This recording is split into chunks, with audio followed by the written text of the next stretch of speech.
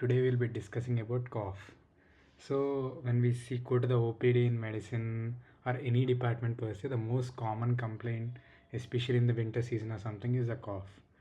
So cough can be due to n number of reasons. That can be due to infectious causes or some non-infectious causes like asthma or any irritative airway disease, upper airway tract infection, or some GERD, or some underlying pleural effusion or pulmonary edema, or there are many other causes. So based on the symptomatology, we can help to differentiate between what is the cause of cough. But the main problem is what to use for the cough. So what is the combination, whether you should use dextromethorphan, or whether you should use levosalbutamol, or whether we should use terbutaline, or when to use chlorpheniramine maleate, so when to use ambroxol. So we don't know what to use when. So this discussion is all about what kind of cough anti-tissues like can be used at what kind of condition. So this discussion is mostly about that. So before going into the discussion, we'll be briefly discussing about what are the different causes of coughs based on the case based scenarios. A 28-year-old male with a history of allergic disorder presented with paroxysmal episodes of continuous cough lasting for 20 minutes, which is dry and more in the nights and in the winter season. So, is the 28-year-old male, history of allergic disorder is present, now present with paroxysmal episodes of continuous cough.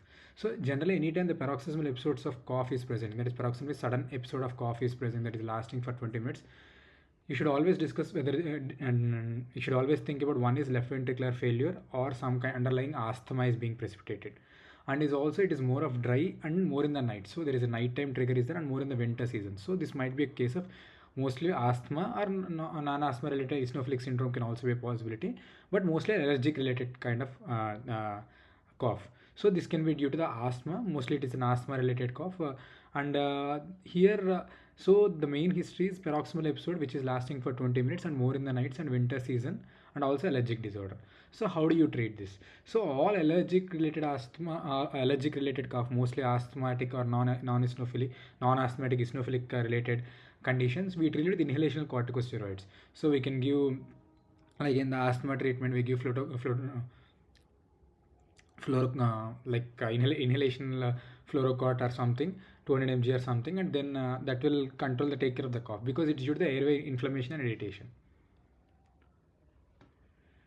So a 50-year-old male chronic smoker present with complaints of chronic cough with sputum. So here this is a chronic smoker present with chronic cough with sputum. So mostly this is a 50-year-old male with a chronic smoker, mostly will think in the life of COPD. So for all the COPDs, we anyways give LAMA plus LABA as we discussed in the case of COPD cases.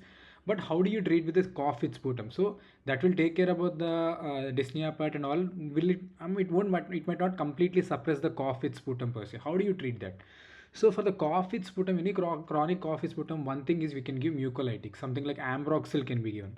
If it's still not subsiding, you can give N-acetylcysteine or something along with that to control the cough with sputum. So one is ambroxol and N-acetylcysteine can be given. So these are all can be given for the COPD patient to control cough with sputum because the main cause of the cough is the mucus secretion. So the mucus is stagnant there. If you give mucolytic, it will be expelled outside so that he'll feel little comfortable and cough won't be present much. So here the main role of the cough with sputum is not the suppression per se, but the more of mucolytics, like something like ambroxol hydrochloride or something like we can give N-acetylcysteine, which can cause which have that mucolytic capacity. So they are the more useful in this case of chronic cough with sputum in the case of COPD and all.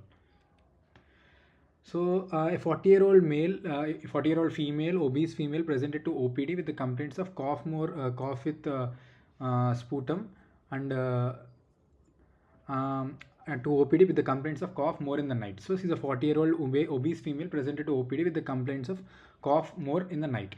So, what is the cause of cough more in the night in the case of obese female? First thing, always look any cause of like if there is any underlying heart failure more in the night, any SOB is present, any PND is present, and also ask for history of allergy is present, any asthma is there, you can always tell.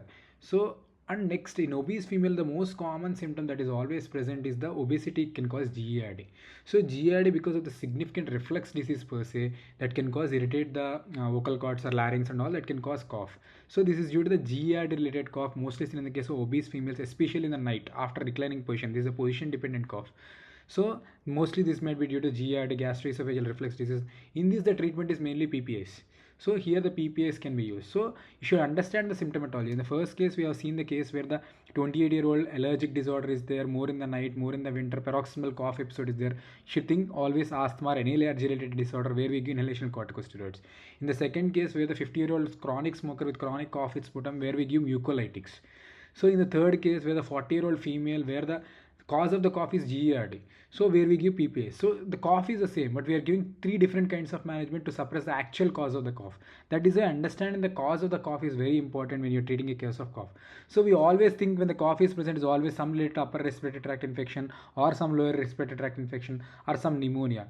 But that is all the traditional way of thinking. We have all seen so many cases of them. But these are the three different scenarios where we think we need to address the other underlying problems also in the case of cough. That's why I presented these three cases. After these cases, we'll go briefly into the classification of cause. Cough can be due to respiratory or non-respiratory. Respiratory can be due to the post-nasal drip, where upper respiratory airway symptoms are present, like any cold is present or sneeze, like any sinusitis. Due to the postnasal drip, mostly seen in the case of recumbent position, you'll see in the case of postnasal drip syndrome when you are reclining because of the postnasal drip that is falling on the vocal cords or larynx, that is causing the cough. There you can give decongestant. Sometimes nasal spray of nasal steroid spray can be given to suppress that whatever sinusitis are called. Is there some antihistamines can be given. Post-infectious cough generally subside on its own, it not do much.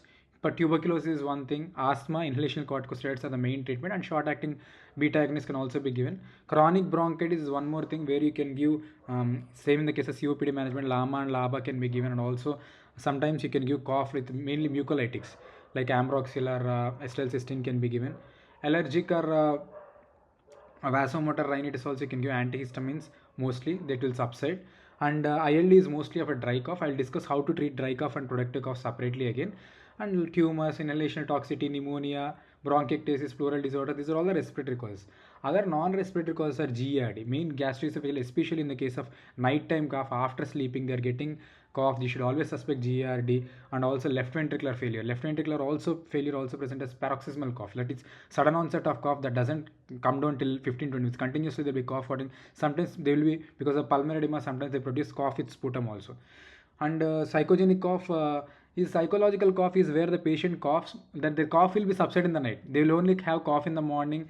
Only they are present their psychological cough. Mostly you need to take a psychiatrist and reassure them that is okay. Psychological cough doesn't exist when the patient is sleeping or the patient is not like when the patient is not worried, relaxed or doing something work, he is engaged in some work, the psychological cough won't be there. And the drug induced cough, mainly in the case of AC inhibitors, angiotensin converting enzyme inhibitors, we can have the because of the increased levels of bradykinin, we can have the drug-induced cough, mainly enalapril, captopril, ramipril, they can have drug-induced cough. So ear infection, laryngo reflux, these are all can cause. So acute cough is anything less than 3 weeks, 3 to 8 weeks is subacute cough, more than 8 weeks is persistent cough. So anyways, productive cough, non-productive cough. So these are the various causes of cough where asthma can be present with wheezing and associated with allergic disorders. Bronchiectasis, cough with sputum with crepitations.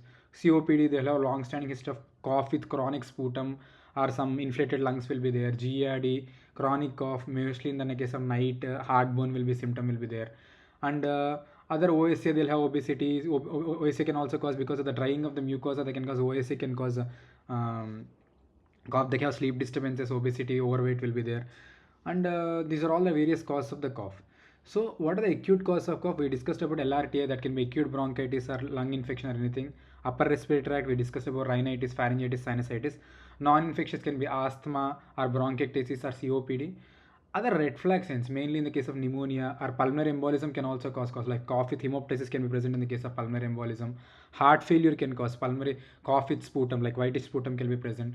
And pleural, anything pleural effusion or pulmonary embolism or pneumothorax, all can cause, because the irritation of pleura also can cause cough, where they should be evaluated, get an X-ray done, get an echo done, get an ECG done in all of these conditions, and read the primary cause that will start take care of the cough, because this is due to some underlying secondary cause, that is pulmonary edema, that can be pleural effusion, that can be pulmonary embolism, that can be heart failure, whatever it is, you need to treat the underlying cause. Till then you can suppress the cough with cough suppressants. I'll discuss about cough suppressants and all. So chronic cough, always discuss about any upper airway condition is upper airway condition like any sinusitis is there, any chronic cold is there, so recurrent sinusitis, always look for that. If there is continuous like any chronic recurrent sinusitis is occurring, always look for FES or something need to be done and conduct the underlying sinus surgery can be done, so they won't have recurrent sinusitis. Asthma is always should be done. Asthma can be evaluated by the any broncho, like you can give the bronchodilator therapy and reversible, like if there is any improvement in the FE1 way, if like FE1 improvement is there or not, we check for that. So that is the asthma improvement is there or not, reversibility of the constriction, that is obstruction is there, reversible obstructive airway disease is asthma. So any reversibility or improvement with bronchodilator therapy can be checked in the case of asthma. Non-asthmatic allergic bronchitis can also be present because of the hypereosinophilic state, that can be due to any parasitic infection. Any parasitic infection can cause cough. That can be parasitic or some allergic disorders where you can check for FeNO, fractional excision of nitric oxide, and also can check for sputum for eosinophils and all. So that can also be a cause. GERD can be a cause. Other thing like any weight loss, dyspnea, trust, you always hoarseness of voice, like any tumor that is invading larynx, like any thyroid tumor invading recurrent laryngeal nerve can cause cough. Any like any malignancy of lung can cause cough. Anything that is causing compressing the vocal cords or whatever, that can cause the cough. So you should always look for red flags, any weight loss, hemoptysis, any other voice related disorders is there, dyspnea is present, any hemoptysis is present. These all need to be checked for red flag signs. Mainly upper airway syndrome, anything sinusitis, recurrent sinusitis in the case of chronic cough. Then is the asthma or non-asthmatic, like where there is no reversibility per se, but there are allergic disorder, and also hypereosinophilic state is there, that is a non-asthmatic eosinophilic bronchitis, and GERD. If still this is not possible, always look for drug history for any ACE inhibitors, and also still not present, always look for ACE levels, angiotensin converting enzyme levels also can be evaluated in the case of chronic cough. If they're still persistent more than 8 weeks after ruling to all the causes, you can look for ACE levels also, angiotensin converting enzyme levels. So these are the different types of cough. That is Brachy cough, mostly seen in the case of intrathoracic tumor, which has metallic character. And whereas bovine cough is mostly seen in the case of recurrent laryngeal nerve palsy or involvement per se, because there won't be any sound per se. They can't produce any, because recurrent laryngeal nerve is important for the movement of vocal cords and all. So they won't have much sound also. The cough loss is its explosiveness. There is no explosive character in the cough. That is called bovine cough. Whereas Brachy cough is due to the more explosive and all. Whooping cough is like the gasp of air between the cough. That is oof sound will be present in the case of whooping cough. And barking cough is a high pitched cough, and which is present both when inhaling and exhaling, both barking cough can be present. Paroxysmal cough is one more most important, where it's suddenly present and lasts for 15 to 20 minutes, most commonly seen in the case of asthma or left ventricular failure. That is paroxysmal, suddenly in the night or something they continuously cough for 15 to 20 minutes, that is paroxysmal cough. This is Brachy and bovine are important. Bovine, where the because of recurrent laryngeal element they won't have any explosive character, so you won't hear the cough character cough also much.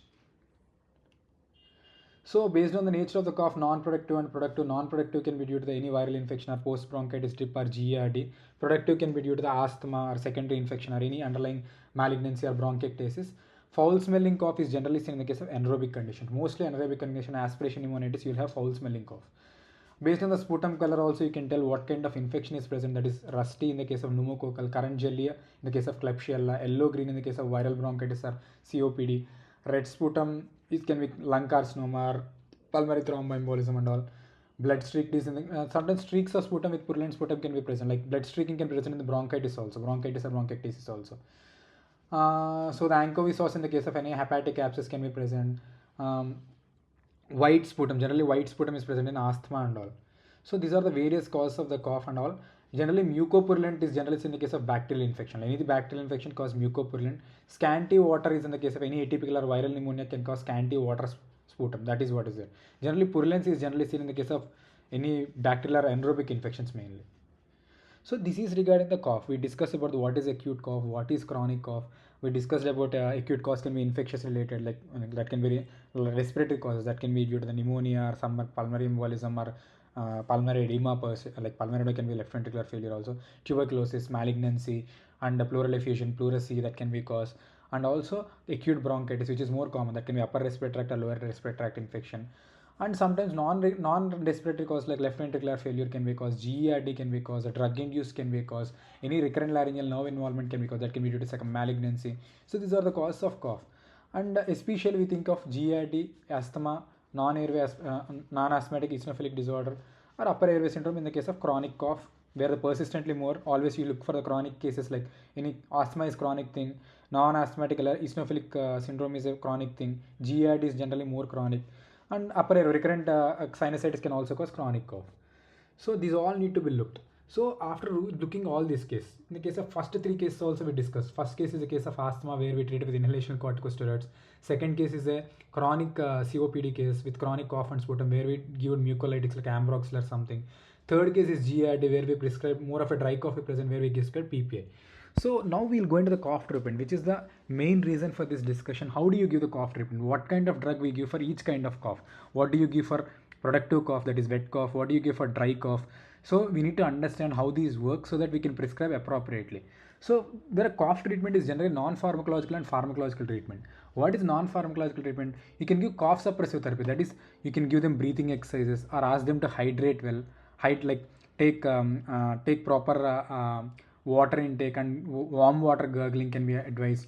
So these are all the chronic cough suppressing therapy which can be non-pharmacological. They don't need any medication. That is adequate hydration, proper rest, and moist air can be taken, like humidifier, like can be steam or anything, and sometimes warm water gargling can help. These are the cough suppressive therapy which can be helpful in the case of non-pharmacological, and also weight reduction in the case of GERD. Coming to the pharmacological treatment, there are two classes of drugs. One is cough expectorants, where we choose in the case of chronic respiratory diseases with mucus secretion, that is COPD or chronic bronchitis, where there is continuous mucus production. We need to expectorate, like they need to expectorate the sputum so that cough won't be present. The reason of cough in this patient because of the mucus stagnation in the bronchus or something. So in this, the most common medication we use cough expectorants. That can be demulcents or secretion enhancers or mucolytics or bronchodilators. So these are the cough expectorants. These are mostly used in the case of chronic respiratory disorders where the chronic cough with sputum is present. The cause of cough in this patient is the mucus stagnation in the bronchus. The other causes are antitussives where they suppress the cough. So here we suppress the cough. That can be central acting or peripheral acting. Central acting can be narcotic, that is codeine based, or non-narcotic, that is dextromethorphan, which we commonly use. Peripheral acting, that can be most commonly levodopa is what we commonly see in the case of them. One is levocalparastine is also normally available. Levodopa and levocalparastine is what normally we see in the case of peripheral acting antitussives. How do they act? Is central acting, they mainly, that can be narcotic or non-narcotic. Narcotic acts on the central receptors and suppress the cough center. Non-narcotic also act in the central level but not on the opioid receptor but some other receptor that suppress the central cough center. Whereas peripheral acting, they act on the sensory nerve endings of the trachea or bronchus, where the sensory endings are activated, insensitized, and so that they won't trigger the cough. So peripheral acting on the peripheral level, central acting can be narcotic and non-narcotic. So that act at the central level. So that can be used along with the antihistamines to suppress any allergic disorders and all. So we discussed mainly about non-pharmacological management. Pharmacological, we discussed about cough expectorants, which are normally used in the case of chronic cough with sputum, especially COPD, where the cause of the cough is with a sputum production, excessive sputum. That can be demulcents, mucolytics, secretion enhancers. Whereas the antitissues, which suppress the cough per se, that can be central acting or peripheral acting. Central acting is narcotic codeine based, non-narcotic is mostly we know dextromethorphan, and peripheral acting can be levodopa or levocalparastine is what we use in the case of peripheral acting. So we'll discuss what combination can be used in the case of different conditions now. So these are the various drugs. Demulcents are like cherry cough syrup. What it is the demulcent, or honey or licorice. These are demulcents, mostly used in the case of children and all. Cherry cough syrup, honey or something which is used as demulcents. Secretion enhancers are guanfacine. Guanfacine is a secretion enhancer which can enhance the, just not the mucus secretion, but say it can cause the the normal secretions of the upper respiratory tract and lower respiratory tract are increased, so that it can be mucus can be mucus can be become more watery and can be expelled outside. So these are the secretion enhancers like guanfacine. Mucolytics, we know bromhexine, ambroxol, acetylcysteine. These are all mucolytics. So mucolytics are mainly bromhexine, ambroxol, and acetylcysteine. These are commonly used in the case of chronic cough with sputum, where the cause of the cough is the sputum production. And bronchodilators, especially if the patient is having chronic cough with sputum, some sort of breathlessness, some uneasiness in the breath or something, we can give bronchodilator also. That will help in the easing of the taking breath. So that can be levosalbutamol or terbutaline. These are all beta agonists which can cause bronchodilation and all. So Acebrophylline also can be used. So mainly this left side, that is demulcents, secretion enhancers like guanfacine, or mucolytics like bromhexine or ambroxol or acetylcysteine, and bronchodilators like levosalbutamol or acebrophylline. These are all used in the case of COPD patient where the chronic cough with sputum is present, where the cause of the cough is mainly the sputum production. So to expectorate the cough, you're using the whether mucolytics or broncholytics are most commonly used to expellate the sputum. That can be ambroxol, that can be bromhexine, that can be N-acetylcysteine, that can be levosalbutamol, that can be acebrophylline. These are all the mucolytics that can cause, these are all the expectorants which can be used in the case of chronic cough with sputum. Any underlying, that can be bronchiectasis, that can be COPD with chronic bronchitis, where the sputum stagnation is the main problem. Then the central acting anti-tissues, we know in the case of opioids we generally use. The codeines and non-codeine based drugs we generally use unless we need a significant cough or something. Codeine based drugs are not there. Generally Tussix is the brand we know. We generally use unless there is a significant cough and other drugs are not working, we can go for central opioid based cough suppressants. Central, there is non-opioid based anti-tissue, that is dextromethorphan. So dextromethorphan is a central non-opioid based drug. It suppresses the central center of the cough. So it is dextromethorphan suppress the cough. So it is used in the case of dry cough. It has no action on the mucolysis or productive sputum. It has no effect. So dextromethorphan is purely a cough suppressant which is used in the case of dry cough. Remember this. Dextromethorphan is a dry cough drug. Okay. Then peripheral acting can be levodopa is what commonly used in the case of our case, where peripheral acting, where the peripheral sensory nerve endings are desensitized. So levodopa is what we use in the case of peripheral acting anti-tissues. So there are antihistamines also, where the chlorpheniramine maleate, diphenhydramine, they can also be used in conjunction when, especially when you are suspecting some allergy or upper respiratory tract infection. We use in combination with the other cough based. So for this idea, we have anti-tissues like dextromethorphan or levodopa is generally used in the case of dry cough. Dextromethorphan and peripheral acting levodopa is generally used in the case of dry cough because they don't have any action on the sputum. They suppress the cough, that is. So dextromethorphan drugs are mainly, dextromethorphan, levodopa are the mainly used in the case of dry cough. When you have productive cough, we should combine with the expectorants. That can be ambroxol, that can be guanfacine, that can be levosalbutamol, anything. So whenever there is a wet cough, you need to combine a dry cough drug with wet cough drug. That is dextromethorphan with ambroxol, or dextromethorphan plus ambroxol plus terbutaline, or dextromethorphan plus N-acetylcysteine plus levosalbutamol, whatever the combination. So we need to have this understanding. For the wet cough, you can use mucolytics or bronchodilators like ambroxol or bromhexine or levosalbutamol or acetylcysteine. For the dry cough, mainly two drugs are there in our practice, that is dextromethorphan and levodopa, and there is central acting codeine based drug is also there that can also act on dry cough. So we'll have case based scenario.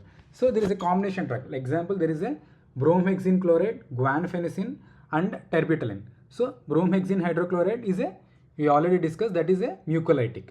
So guanfacine is a secretion enhancer. Terbutaline is a bronchodilator. Again I am repeating, bromhexine is a mucolytic. Guanfacine is a secretion enhancer and terbutaline is a bronchodilator. So bromhexine is a mucolytic, it's a disrespect the mucus, so it breaks the bond in between so that it is easier to liquefy. So guanfacine is also expectorant. By increasing the volume and making it more watery, it will expectorate the sputum.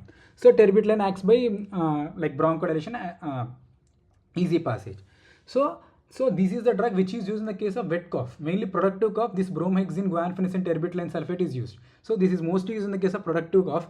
So this is helpful in the case of productive cough. This is because these are all mucolytics plus secretion enhancer plus bronchodilator. So this is what you use. Mostly used in the case of chronic bronchitis or any bronchial asthma with cough with sputum. These are all used in these cases. So there is also in the case of, there is one more drug, that is ambroxol hydrochloride, that is also mucolytic. Guanfacine is a secretion enhancer. Levosalbutamol is a bronchodilator. Similar. So different drugs on the same class. Like one is ambroxol is a mucolytic. Guanfacine is a secretion enhancer. Levosalbutamol is a bronchodilator. So this is also mostly used in the case of bronchodilator, like a productive cough, that can be infection related, that can be chronic bronchitis or bronchial asthma with cough with sputum production. So this combination of expectorants are mainly used in the case of cough with sputum, that can be productive cough. So there is one more combination of ambroxol with guanfacine and terbutaline, that is also productive cough because it has mucolytic and secretion enhancer plus bronchodilator. So then is a combination of dextromethorphan hydrochloride plus chlorpheniramine maleate. So dextromethorphan hydrochloride is mainly a central acting non-opioid based cough suppressant. Chlorpheniramine maleate is mainly the antihistamine drug. So what do we use in this case? So what is that we use in this case is that this mainly is in the case of dry cough. In the dry cough we use the case of dextromethorphan plus chlorpheniramine maleate, because they act on the central cough center and suppress it. So these are mainly used in the case of dry cough. Dextromethorphan is purely for dry cough. It cannot act like, if there is a combination dextromethorphan, if there is a productive cough which is not subsiding, then you can add dextromethorphan plus ambroxol plus terbutaline or something. But dextromethorphan hydrochloride is mainly used in the case of dry cough. So when there is a wet cough, you need to add some sort of expectorants that can be mucolytic and secretion enhancer like guanfacine or bromhex, and mucolytic like bromhexin or ambroxol, or bronchodilators like levosalbutamol. So per se dextromethorphan hydrochloride is mainly used for the dry cough. So that is what used, recommended only in the case of dry cough. So chlorpheniramine maleate can have in the antihistamine activity that can be used in the case of any allergy or upper respiratory infection like any cold, cough, sneezing is there. You can use chlorpheniramine maleate combination. So mainly dextromethorphan is a dry cough drug. Similarly, in the case of if there is a dextromethorphan plus chlorpheniramine maleate for phenylephrine, especially, see, though dextromethorphan is mainly a cough suppressant which is used in the case of dry cough, chlorpheniramine maleate is antihistamine, phenylephrine is alpha agonist, so mainly used in the case of cold, cough, sneezing is there. In this case, this combination can be used when there is no productive cough. If there is productive cough, always combine dextromethorphan hydrobromide with the expectorants that can be mucolytics like ambroxol or bromhexin, or secretion enhancer like guanfacine, or some other drug like bronchodilator like levosalbutamol or something. So that is how you need to use the combination. So ambroxol hydrochloride is a mucolytic which is normally used in the case of chronic cough with viscous cough, like there is a chronic respiratory disorders where some COPD patient where they have chronic cough with sputum is there. So in that cases we can use the ambroxol hydrochloride which is a mucolytic. So there is one more called levodopa plus chlorpheniramine maleate, which is also used. Levodopa is a primarily peripheral acting cough suppressant. So in this case also, these are used purely in the case of dry cough. There is no expectorant in it. This is purely in the case of dry cough. Dextromethorphan and levodopa are purely used for the dry cough because they suppress the cough. That is it. So they don't have any expectorant action. So levodopa plus chlorpheniramine maleate is mainly used in the case of dry cough. So chlorpheniramine maleate will act on the allergic reaction or any cold or something. They will take care of the CPM. Chlorpheniramine maleate will take care of that. So that is it. Thank you.